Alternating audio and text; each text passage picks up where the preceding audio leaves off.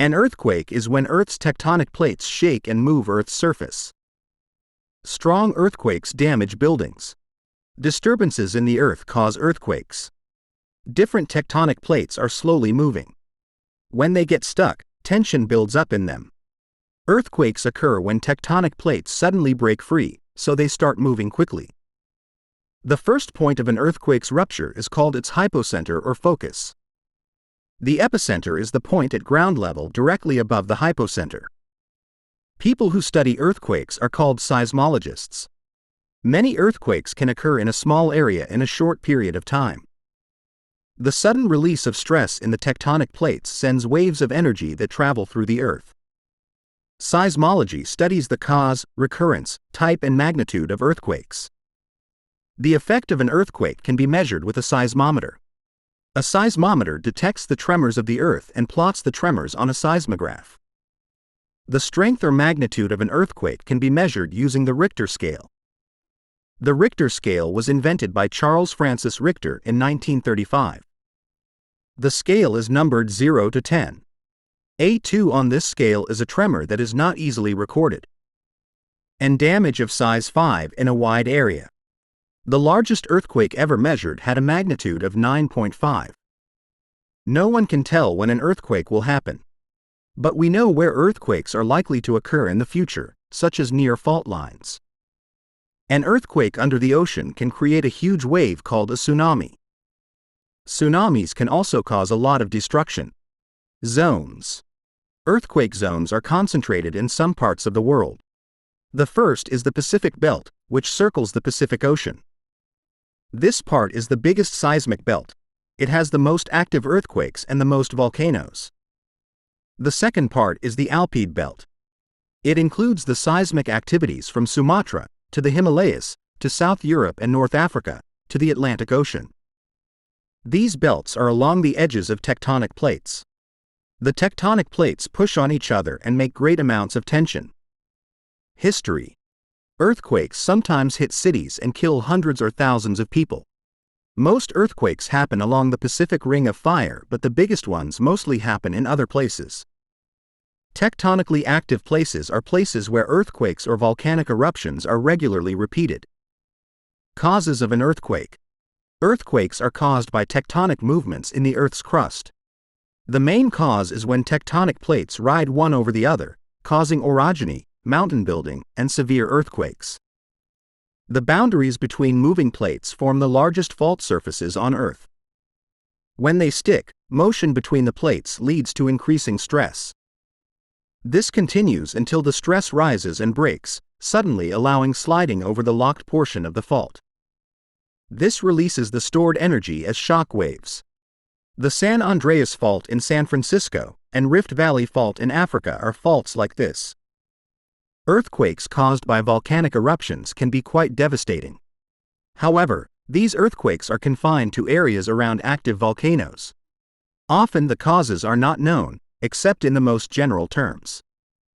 An example is the largest earthquake in the history of the United States, the 1811 to 1812 New Madrid earthquakes. These are described as caused by very deep shifts in ancient rock formations. In other words, the cause is not known in detail. In areas of intense mining activity, often the roofs of underground mines collapse and minor tremors take place. These are called collapse earthquakes. Earthquake fault types. There are three main types of geological fault that may cause an earthquake: normal, reverse, and strike slip. Normal faults occur mainly in areas where the crust is being extended. Reverse faults occur in areas where the crust is being shortened. Strike slip faults are steep structures where the two sides of the fault slip horizontally past each other. Earthquake clusters. Most earthquakes form part of a sequence, related to each other in terms of location and time. Most earthquake clusters consist of small tremors which cause little to no damage, but there is a theory that earthquakes can recur in a regular pattern. A foreshock is an earthquake that happens before a larger earthquake, called the main shock. An aftershock is an earthquake that happens after a previous earthquake, the main shock. An aftershock is in the same place of the main shock but always of a smaller magnitude. Aftershocks are formed as the crust adjusts to the effects of the main shock. Earthquake swarms are sequences of earthquakes striking in a specific area within a short period of time. They are different from earthquakes followed by a series of aftershocks by the fact that no single earthquake in the sequence is obviously the main shock, therefore none have notably higher magnitudes than the other. An example of an earthquake swarm is the 2004 activity at Yellowstone National Park.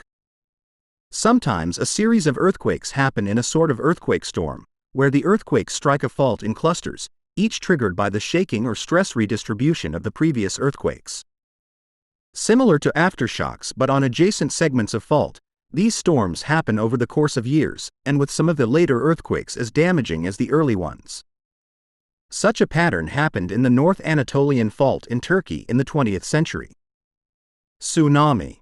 A tsunami is a chain of fast-moving waves in the ocean caused by powerful earthquakes. They are very serious challenges for people's safety and for earthquake engineering. Those waves can flood coastal areas, destroy houses, and even swipe away whole towns. This is a danger for the whole mankind. Unfortunately, tsunamis cannot be prevented. However, there are warning systems which may warn the population before the big waves reach the land to let them enough time to rush to safety. Earthquake proofing. Earthquake-proof buildings are constructed to withstand the destructive force of an earthquake. This depends upon its type of construction, shape, mass distribution, and rigidity. Different combinations are used. Square, rectangular, and shell-shaped buildings can withstand earthquakes better than skyscrapers. To reduce stress, a building's ground floor can be supported by extremely rigid, empty columns, while the rest of the building is supported by flexible columns inside the empty columns. Another method is to use rollers or rubber pads to separate the base columns from the ground, allowing the columns to shake parallel to each other during an earthquake. To help prevent a roof from collapsing, builders make the roof out of lightweight materials. Outdoor walls are made with stronger and more reinforced materials such as steel or reinforced concrete.